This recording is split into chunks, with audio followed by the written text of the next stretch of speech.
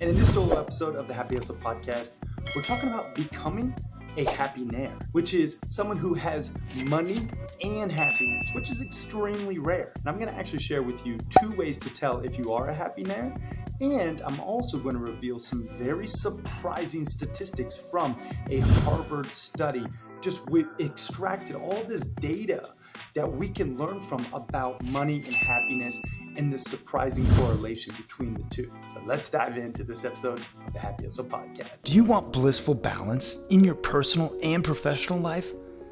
Great. What's up, guys? My name is Cary Jack, and I want to help you happy hustle a life you love, one full of passion, purpose, and positive impact. I'm a lifestyle entrepreneur, a professional model / actor, a digital marketing specialist, a podcast host, author, a biohacker, an eco-warrior, a martial artist, a hippie cowboy, and a humanitarian. My goal is to educate, inspire, and entertain you to live a life of passion, purpose, and positive impact. It is time to happy hustle your dream reality. Yee! What is up, you beautiful happy hustlers out there? Cary Jack here, author and founder of The Happy Hustle and top 0.5% globally ranked podcast host and lifestyle entrepreneur. And my goal is to help you become a happynaire. That is someone who has both money and happiness, which is extremely rare. So I'm going to share with you 2 ways to tell if you are a happynaire. Also, I'm going to share with you a Harvard research study that interviewed 4,000 millionaires and the surprising facts that came from that data. I'm also going to share with you the actual number in which income and happiness benefits are no longer correlated. So that means if you make this amount of income, your happiness and money will no longer truly be as correlated.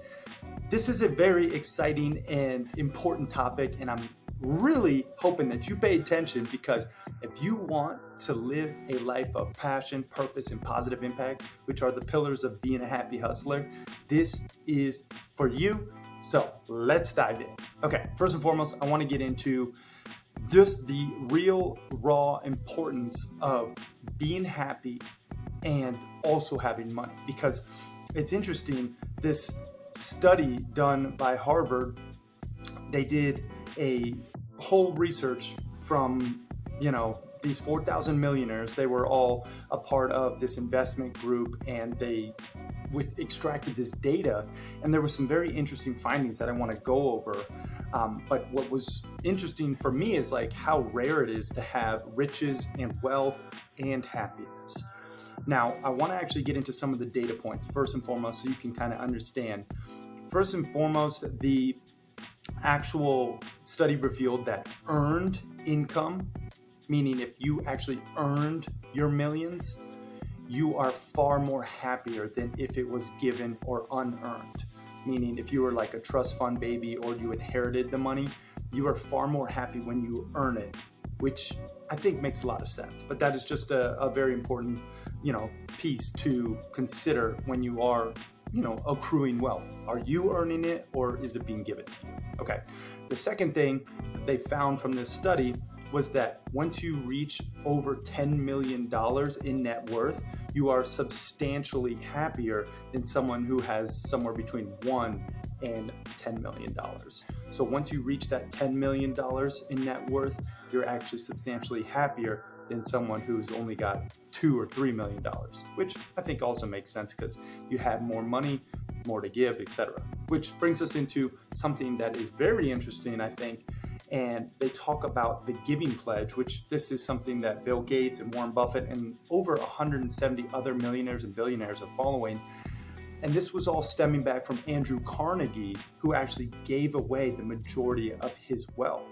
At the end of his life, he knew that he had accrued so much wealth, so much money, and he couldn't take it with him, so he gave it away. And this philanthropic giving actually brings so much happiness. As Tony Robbins talks about, the secret to living is giving, right? So this is interesting, I think, very important to just extract from all the data, the giving component. When you are, able to give, you are happier. So even if you don't have millions right now, just giving to others will indeed increase your happiness, right?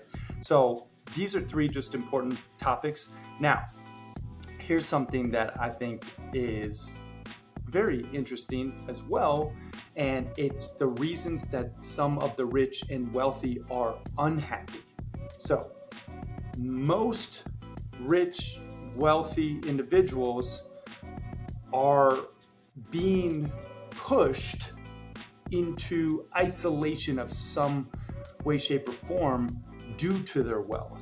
Now, this is not like a hard set in stone, rule, will you? But let's just do the math here.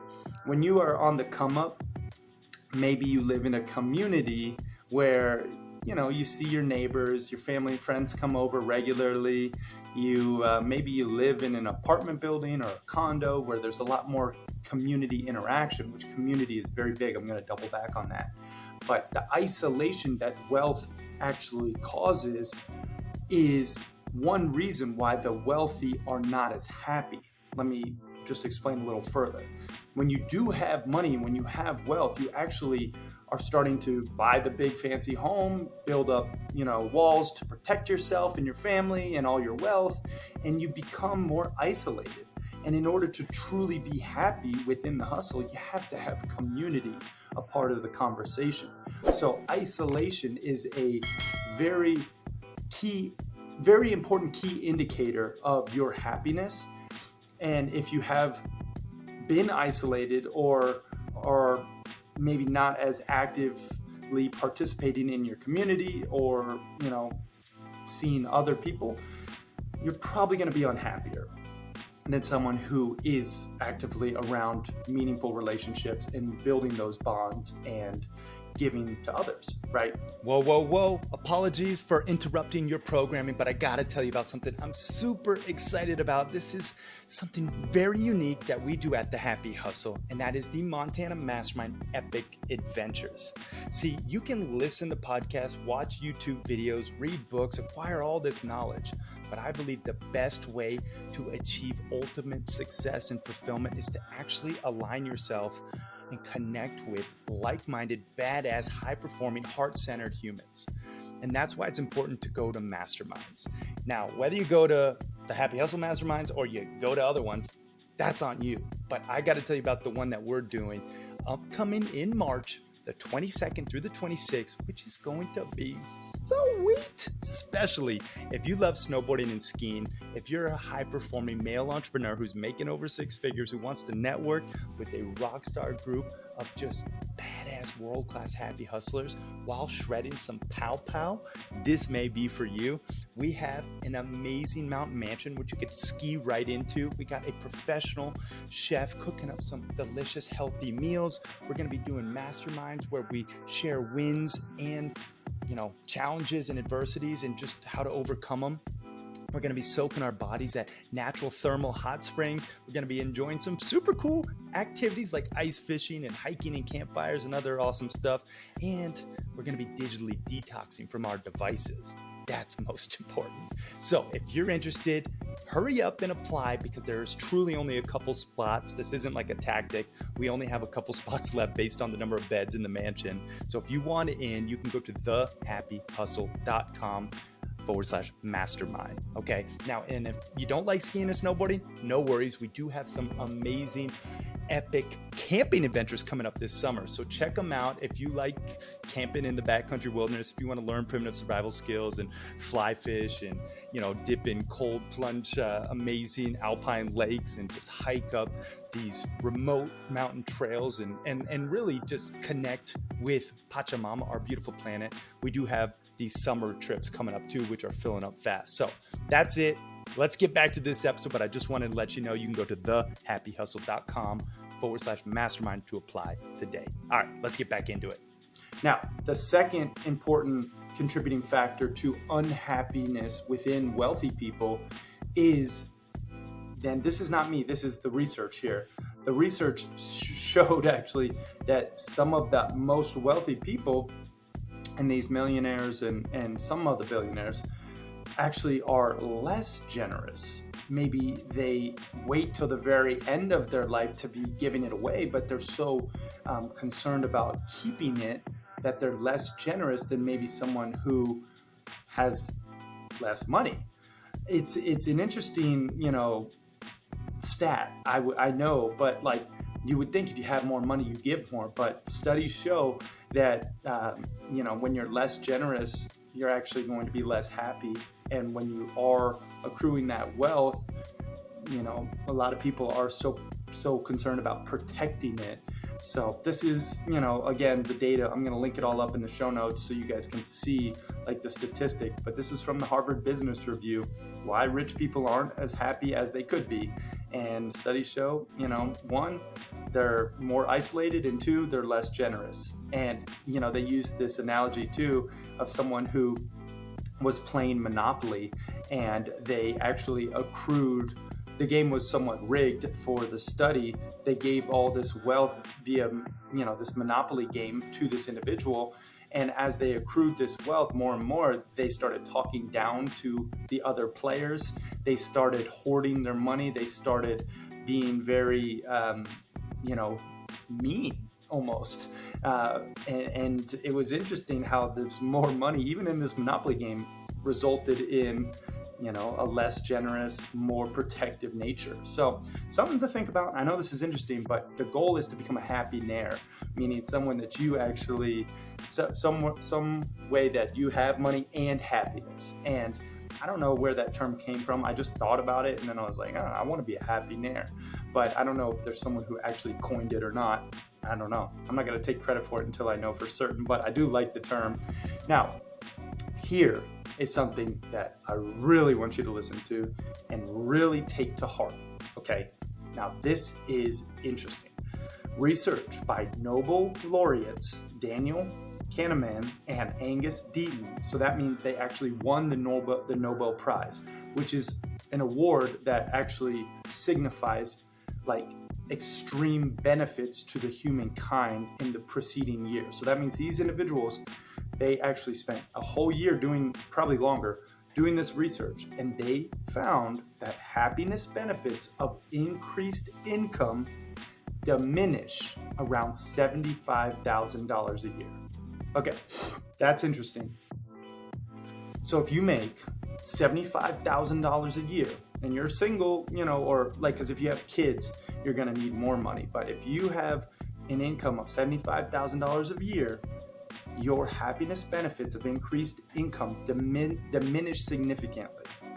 So money and happiness are less correlated after you reach that income threshold, which again, this is super interesting stuff. It means to me, once you have your basic needs, you got reliable transportation, food in the fridge, roof over your head, clothes on your back, you could take care of yourself and save some money.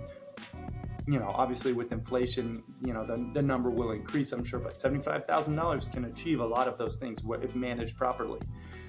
Your happiness is no longer directly correlated with your income. Now, you can get happier with the more money you make because then you will give more, right? Because, the more you give, the happier you are, truly, in my opinion, at least. But this is just such an interesting stat, $75,000, like a year. Gosh. It seems so feasible. I hope for you, and I know for me, I'm well past that, and I know I look at money differently. Like I look at money differently now than when I was, early 20s, broke, in debt. Like once I reached that threshold, really, like I feel more happy when I'm serving others than when I'm making, large amounts of money. So I can see it in my own life and how it's been a factor. Now, I told you the two ways to tell if you are a happynaire or not. One, are you a part of a community with real meaningful relationships? And two, are you generous? Do you give to others? Like if you're not and you have the money, then you're not a happynaire, okay? If you're giving to others and you have money and happiness and you're part of a community and you actually are generous, well, you're a happynaire. You're doing your thing, right? It doesn't mean you have to have millions, but like a happynaire to me means, you're giving, you're also a part of community, and you serve, right?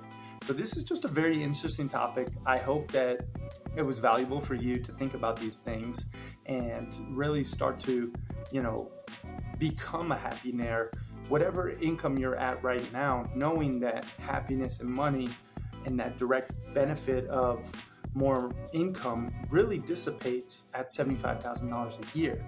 So just focus on having both happiness and money and start to happy hustle a life that you really love, and be intentional when you're building. That way you don't build a company or build a life that you grow to hate, and then you have to rewind and then rebuild and then do it all over again.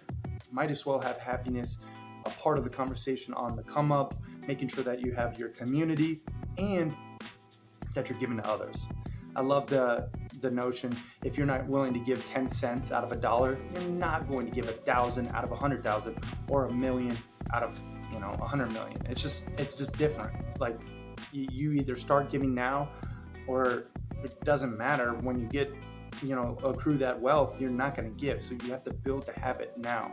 So that's the topic for today. I hope this was valuable. I hope you start to become more of a happynaire and you make happiness and money symbiotic in the growth of both, and really start to just live a life of passion, purpose, and positive impact. Thank you so much for just watching and listening. Subscribe if you're on YouTube right now watching, or the podcast. I really appreciate you from the bottom of my heart. And I will give a shameless plug. If you want to go deeper into all things happy hustling, you can pick up a copy of my book, The Happy Hustle, 10 Alignments to Avoid Burnout and Achieve Blissful Balance. You can get it at thehappyhustlebook.com. All right, y'all. Thank you so much. Peace and love. I'm out.